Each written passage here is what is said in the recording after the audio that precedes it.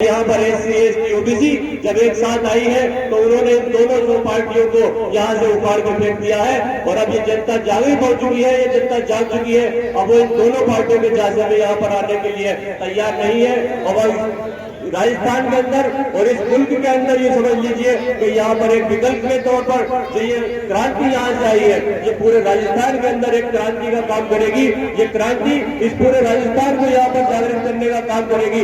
ये क्रांति अब यहाँ पर रुकने वाली नहीं है। 14 तारीख को जो नतीजे यहाँ पर आएंगे, इसकी गूंज मैं कहता हूँ कि दिल्ली तक सुनाई देने वाली है। और इस 14 तारीख के नतीजों की गूंज से दिल्ली का सिंहासन भी डगमगाने लगेगा और वहाँ के नेताओं की भी नींद खुलने आएगी कि आखिर जनता हमसे इतनी जागरूक हो चुकी है कि अब वो हम दोनों के बहकावे में आने वाले नहीं है।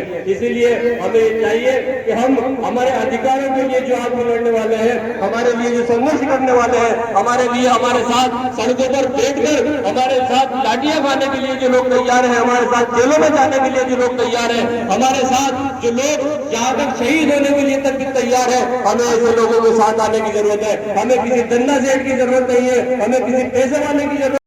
और खास तौर से युवाओं से मुखातिब हुए, खास तौर से युवाओं से। ये जो बूढ़े लोग हैं, बड़े लोग हैं ना, ये बंधे हुए हैं, इनके अंदर डर है, ये डरे हुए हैं। असल में तो डरना ही नहीं चाहिए। डरे क्यों? हमारे पास है क्या? कोई हमसे छीन लेगा, वो हमारे पास है कुछ?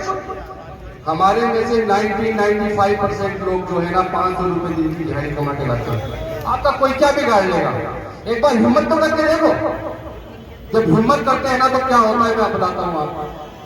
जब हिम्मत करते हैं, हमारे झुंझुनू में भी हमें मौका मिला, हम लोग भी कांग्रेस को वोट करते हैं।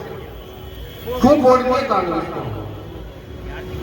लेकिन हमें पिछले चुनाव में जब नरेश जी भी खड़े थे, उस वक्त हमें राजेंद्र सिंह घोड़ा जो एक ऑप्शन मिला झुंझुनू के अंदर, और हम राजेंद्र सिंह घोड़ा के पीछे खड़े हुए। एक तीसरा ऑप्शन हमें मिला, मजबूत ऑप्शन जो हमारे लिए तैयार था हर जगह। इनका कहना है कि मैं आगे खड़ा हूं, तुम मेरे पीछे खड़ो, कुछ भी होगा पहले मैं झेलूंगा, बाद में तुम्हारा नंबर। तो हमें राजेंद्र सिंह घोड़ा मिला। और जब राजेंद्र सिंह घोड़ा मिला, भी आपके झालावाड़ में कुछ बच्चों के ऊपर छत गिर गई थी, नरेश जी भी उसमें अंदर भी जाके। जब नेता नहीं होता है ना तो मारा मारा फिरना पड़ता है, और इंसान भी मर जाए तो कोई नहीं पूछने वाला। और जब नेता होता है ना तो झुंझुनू में करंट से गधा मरता है, और राजेंद्र सिंह घोड़ा उसको 60,000 रुपए का मुआवजा दिलाता है हाथ किया।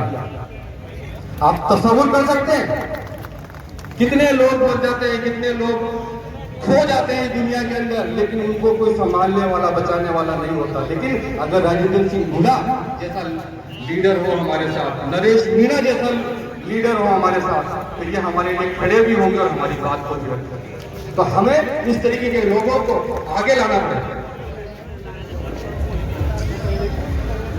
झुंझुनू में 60,000